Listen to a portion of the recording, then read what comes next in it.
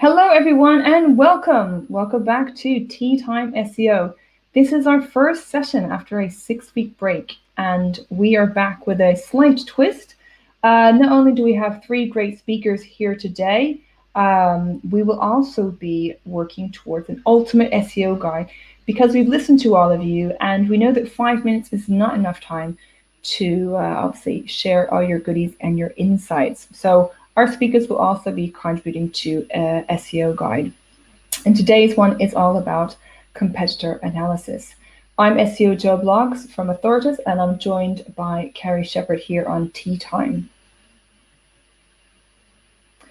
So today we've got 3 great speakers. I've got Emily Brady. She was with us back in July, one of our last sessions. We've got James Brockbank and Carla Thomas. It's an international tea time SEO today, but I hope everyone's got their maybe a cup of coffee or tea.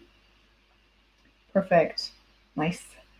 So we have Carla dialing in from London. Carrie's in London as well. I'm in Barcelona. James in Lancaster, and Emily's over on the other coast in California. So it's very early for her. So thank you for joining us today. So Authoritas is not only a company that puts on Tea Time SEO for all of you, but we're also an SEO software company. And yesterday, we've just launched our brand new website. So do have a look and let us know what you think. Carrie, myself, Lawrence, and I, and the rest of the team have spent a lot of time on it. So please give it a like and let us know your comments. So we are live today streaming to YouTube. We'll be going through our 3 speakers who will be sharing their tips about competitive analysis. But please leave your comments in the chat. We'll have Q&A after. And if you're enjoying the video, click a nice like as well. So without further ado, I'm going to pass over to our speakers, and we'll start off with Carla, and then Emily and James will introduce themselves and then share all their great tips. So we will see you at the Q&A. Over to you. Thank you. Thank you. Hi, my name is Carla. I'm a content strategy consultant at Built Visible, which is an organic performance agency based in Old Street, London. So I've spent 5 years in the organic performance industry, spanning SEO and content marketing. And I'm very passionate about creative storytelling, especially turning it into something tangible, such as traffic and conversions. An interesting fact, I'm grade 8 on the violin, although I haven't played in years, and often tell myself I will get back into it. Hi, I'm James Brockbank. I'm managing director and founder at a search marketing agency called Digital Loft, and I've been working in SEO for about 10 years. And that does mean, yes, I remember pre-Penguin days, pre-Panda, the SEO of old. But now, so my core focus is on SEO and digital PR-led link building for clients largely across e-commerce, finance, and other competitive sectors. So really excited to share some insights on competitor analysis in those sectors. And hi, I'm Emily. I'm the Senior Director of SEO at Scorpion, which is a digital marketing agency in the Los Angeles area. And I've been there for about 8 years doing SEO for both SMBs and franchises. So a strong emphasis on local for all types of local businesses.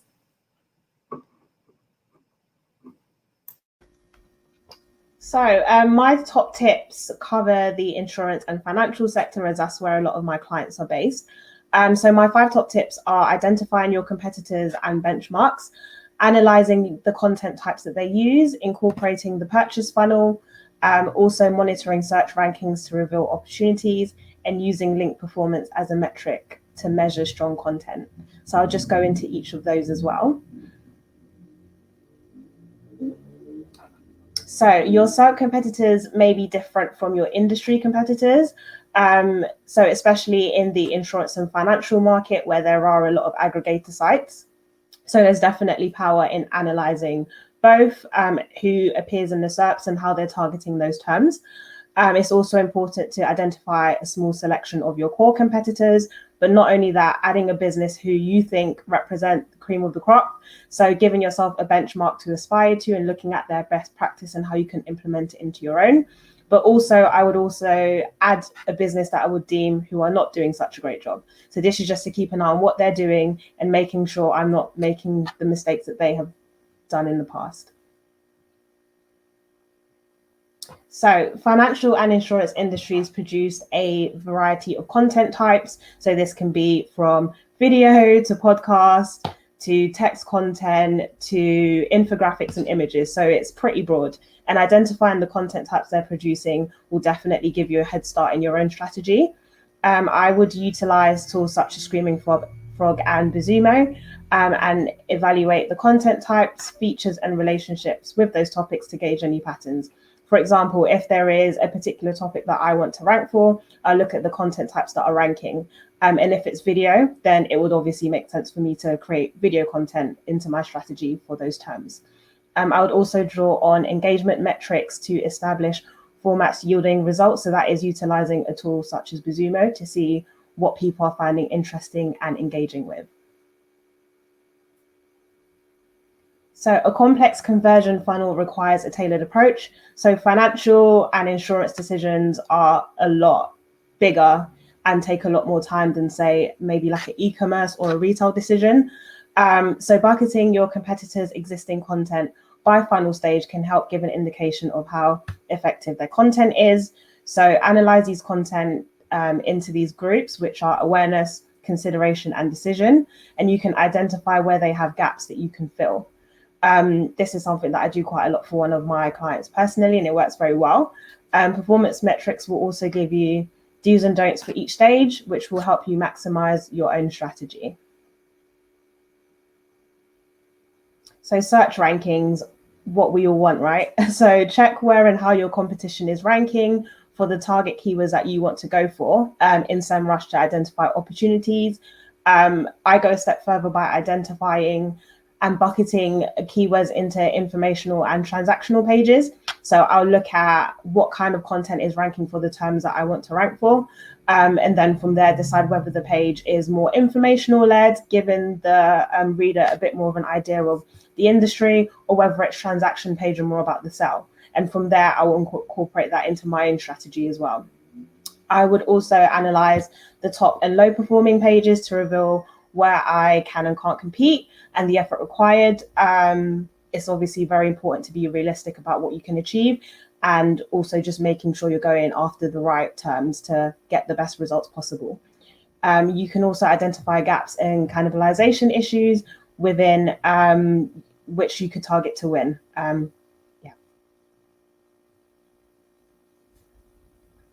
And then we have link performance. So gaining backlinks in the financial industry and insurance sector is notoriously difficult. I think it's very hard across the board, to be fair, but I think with financial and insurance industries, it is especially difficult. Anyone who works in that sector and does digital PR will understand how hard it is at the moment. But backlinks are definitely still an indication of a site's strongest content. And it can also give you a list of potential prospects to go after yourself if you have digital PR or link building as part of your strategy too. Utilizing tools such as SEMrush or Ahrefs to export and identify these pages, and knowing which high authority sites are linking to competitors, which will reveal which topics and formats are getting the most attention from other sites. So you can also do the same for yourself. And that sums up my top 5 tips. Great stuff. So I'm going to share sort of 4 tips today, spanning a mix of e-commerce and link building and link acquisition. And my first top tip is understanding the search query intent, very much for e-commerce here. So, I mean, we can break down the search query intent into sort of know, do, and go, the informational, transactional, and navigational searches.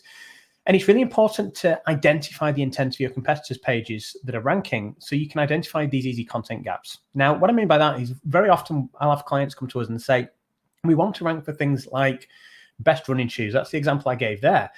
Now, naturally, clients want to rank their category pages for, in their eyes, they are selling the best collection of running shoes. But if the intent is informational, as we can see here, the example I put, these are all guides. These are all running shoe reviews.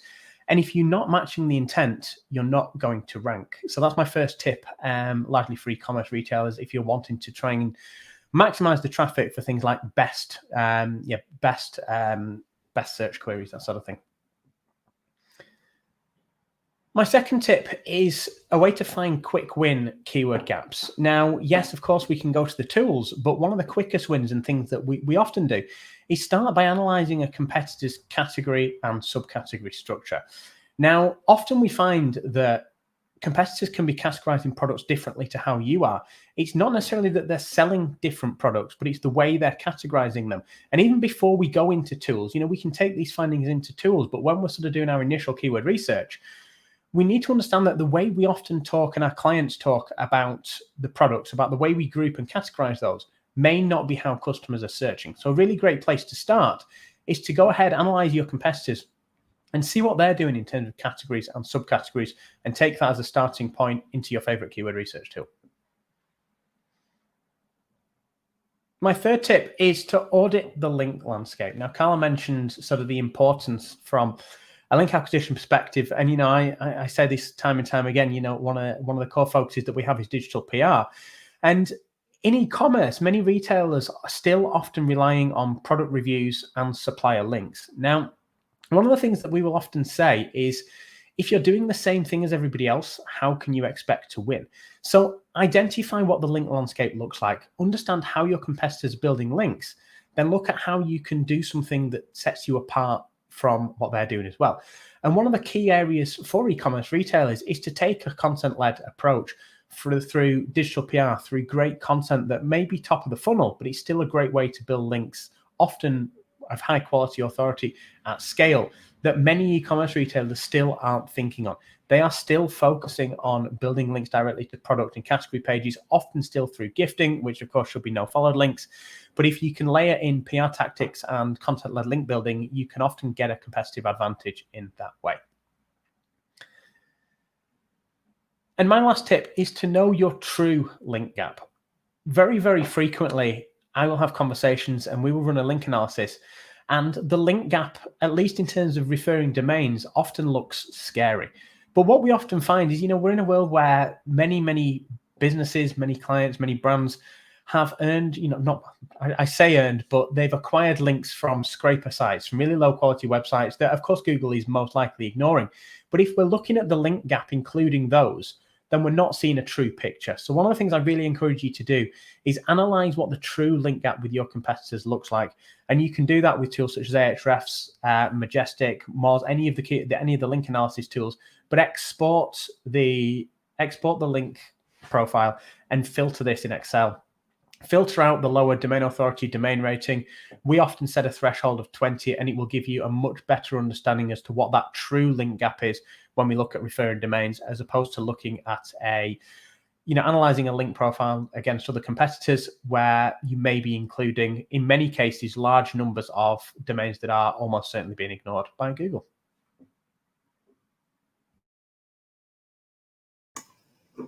Fantastic. So I'm going to be talking about competitor analysis for content specifically. I actually got my foot in the door as a content writer, so that's something that is very near and dear to my heart, and I could talk about it all day, but I'm going to narrow it down to just a couple tips for you guys.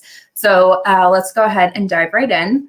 The first thing I want to do is define what I'm talking about when I'm talking about content.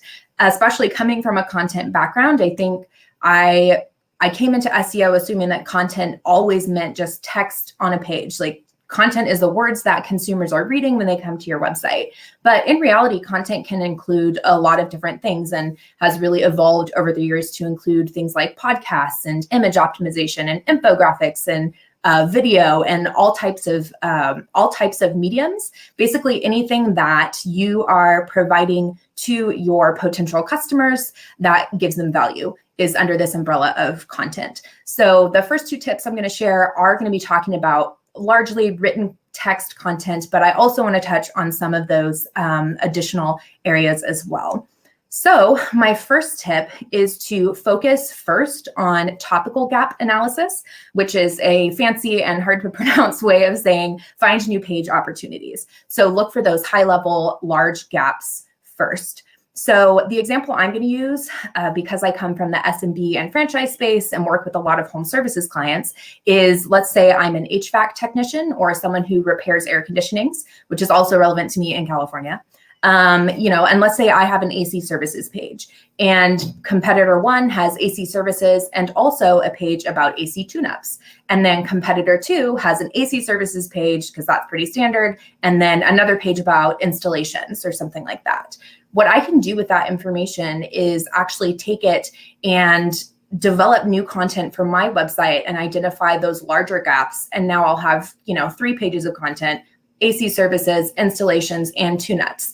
And the benefit there is, or the result rather, is going to be a hub of information that I have on my website that my competitors don't individually, which creates a stronger content profile, essentially, and provides information that users would have to get elsewhere, and now they can find it all in one place. Because at the end of the day, the goal is to create additional value when we're looking at competitors, not just to match their strategies. So first, go in with that high-level topical gap analysis, look for new content opportunities. The second thing I want to recommend is then, once you've identified the topics you want to focus on and maybe found some new ones to add, you can actually drill down into those specific topics and focus on an actual keyword gap analysis. Now, this part's fun because it can be a little bit more automated, because tools like SEMrush and Ahrefs are going to come in very helpful to do it at scale. However, you can also do it manually. One way that I like to do this as well is to just run a crawl and screaming frog for each competitor and pull all of the H1s, H2s, and H3s just to see what specific topics are being discussed within the individual pages on the site, and then apply those to my pages as well. So a more granular example of this would be looking at our AC services page, and especially from an SMB perspective, something I see pretty often is it'll be a description of the service, maybe a call to action, and a paragraph about why my business is the best one to call. But what if my competitors, one of them might have something about how to know when it's time to get your air conditioning tuned up, or how to identify, the best AC to buy if you need an installation, things like that. So what I can do with that information is apply the same strategy that I did on the topic level to the actual keyword level and start targeting those additional keywords within my page of content.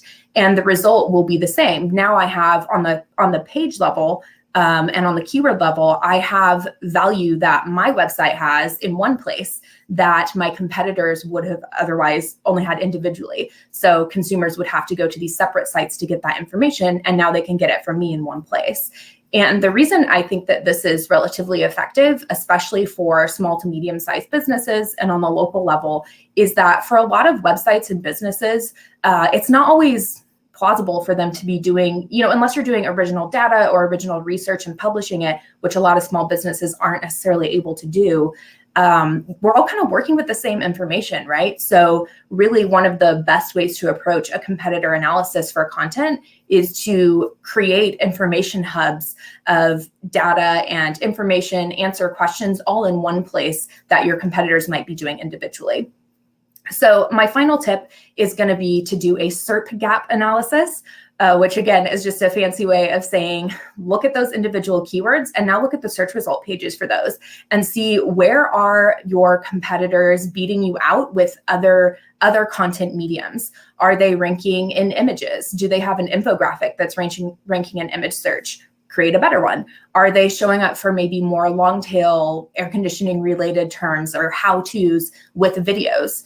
Consider producing better videos. Do they have a podcast? Those types of things. Another good one is FAQ schema. If they have a lot of FAQs and have marked up their website, you can take that idea as well and take up more space on page 1 by marking up your FAQs too.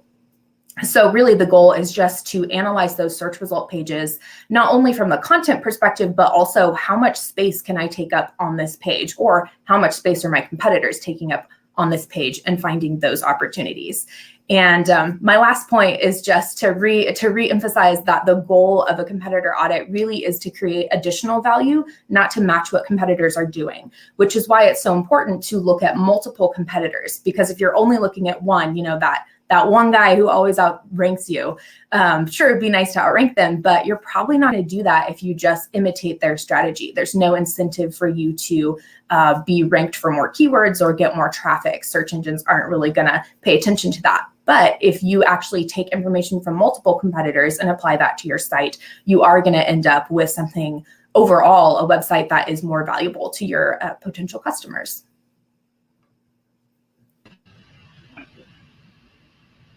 Great, thank you very much. So many tips that you have all given. Appreciate your time for that. And now we've over to Q&A. So if anyone has any questions, I'll pass over to Carrie, and she can ask Carla, Emily, and James to dive in a bit more about what you were discussing just now. Thank you. Great, thank you, Jo.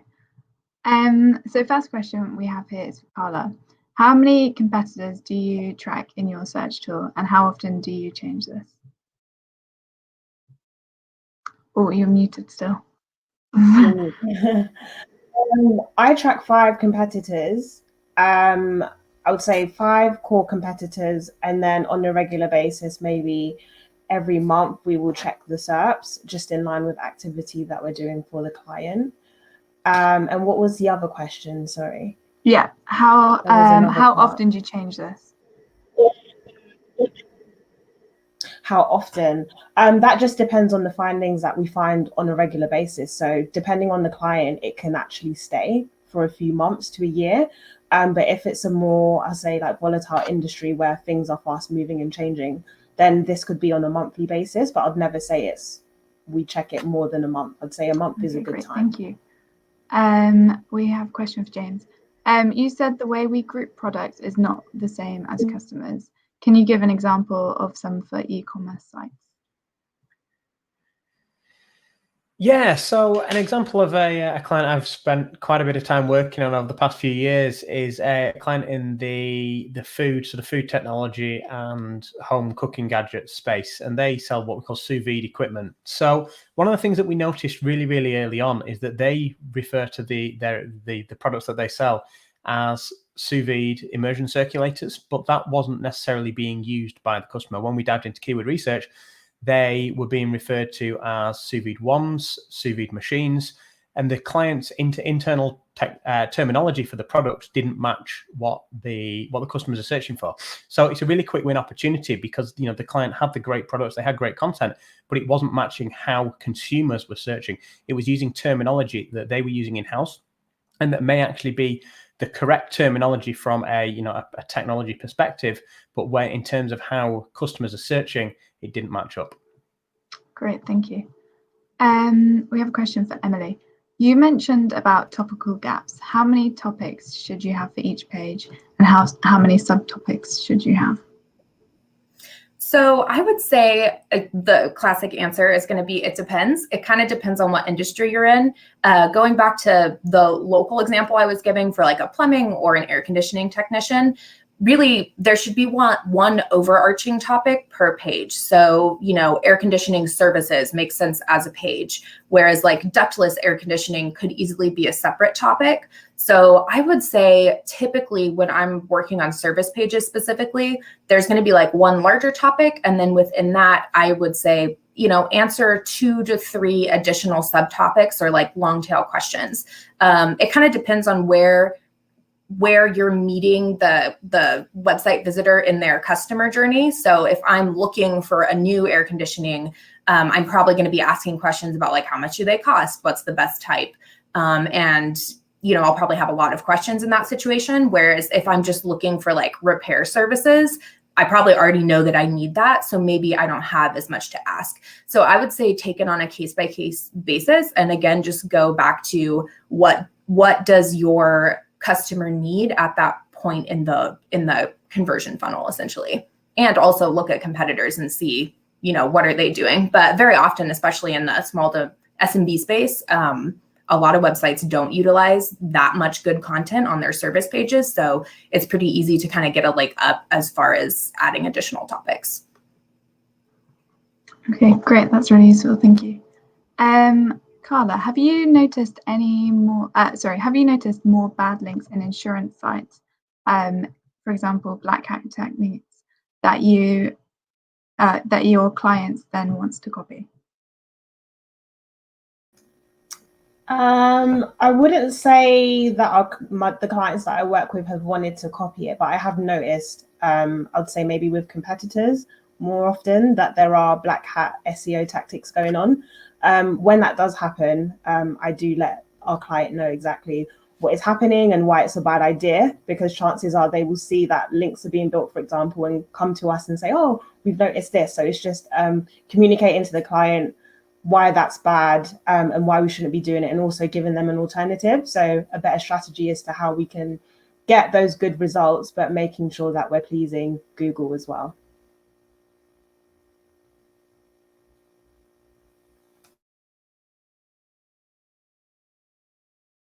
Oh, I think you're muted, Carrie. Sorry. James, Yes. You said that many e-commerce retailers rely on product reviews and links from suppliers. How can they get more links on a budget? Absolutely. So, I mean, I think there's a few things there. I mean, I think it's one of the things we see, especially with e-commerce retailers, is obviously product gifting, and potentially a controversial topic. But if you are gifting out products, those links should be no follow. It does violate Google's guidelines to be giving products away simply in return for a link. Obviously, we've seen widespread examples. I mean, going back sort of probably 8 years now, I know Interflora got massively hit for this tactic, for gifting products in return for followed links. How can an e-commerce retailer get great links? Well, there's a few tactics. And I mean, I think one of the things we often say is become an expert in your space. Now, we all talk about digital PR in terms of big fancy campaigns, but some of the most impactful is simply having a great product and making sure everybody knows about it. An example from this week is we work with a client called poundtoy.com they essentially sell cheap branded children's toys for £1. And we simply pitched out for those guys essentially a very, very branded press release, which was Mum's Rave on Facebook, where they can buy stocking fillers and birthday presents for £1. We hit 3 or 4 of the nationals. We hit 35 regional publications in a day, 2-3 hours. And I think it's understanding what you have to shout about. You don't always need big, fancy, complex assets. And as an e-commerce retailer, if you have great products, if you have great insight around those products, share those out. Monitor the journal request hashtag on Twitter, use Harrow, help a reporter out, use those sorts of areas to understand which journalists are actively looking to, for comment, for sometimes review products. And when we talk about review products in terms of gifting, that's often to bloggers. There are still journalists who are wanting to do roundups, especially as we approach Christmas, as we approach Valentine's Day, seasons like that. Monitor where journalists are asking. Response Source is also a really good one, and build up these relationships and be able to pitch out great insights around your products and industry. Great, thank you. That's really useful. And we've got a final question for Emily. How long has it taken you to improve your existing pages from your experience? So I would say it's going to depend on how many topics you decide to improve, or like where your site is currently at. But in my experience, it can be anything as short as like a 1 month to a 90-day project, to some websites where I've worked on them continually for several years, continuing to gather competitor information. And I think it's important to remember too, it is one of those things that's kind of ongoing, that I like to refresh the competitors that I'm looking at for specific websites about once every 6 months, just because the space can change. Because at the end of the day, their websites aren't static either. If they're working on SEO actively, we're going to have to also keep up too. So it is kind of a continual thing, but I would say at the outset, it just depends on how many content opportunities you really find at the beginning. So it can be something quick and easy, like, oh, I only need a couple pages added, things like that. But really, at the end of the day, if it's a medium size or a larger site, it's going to be something that's kind of ongoing. Great, thank you. Well, that's all the questions we have today. So back over to Joe. All right, thank you, Carrie. I just want to give a big thank you to Carla, Emily, and James for being with us, the first session back after summer. And thank you to Andy, Jose, Maggie, Lawrence, and the others that are not signed in, that are watching currently. If you've enjoyed the video, click a nice little like button and subscribe to our YouTube channel. We are back, and we are running the Time SEO with the Ultimate SEO Guides. This will be coming later next week, end of the month, from the competitive analysis one from today. And so we are back next Thursday. So we're on Thursdays at 4 p.m. British Summer Time. And we'll be talking about on-page SEO. We have Rebecca Dunn and Cheryl Lizette with us, and a space free. So if anybody wants to share the insights with us, please contact myself or Kerry. And we look forward to seeing you next week. Thank you all for coming, and thanks again to our speakers. See you on Thursday.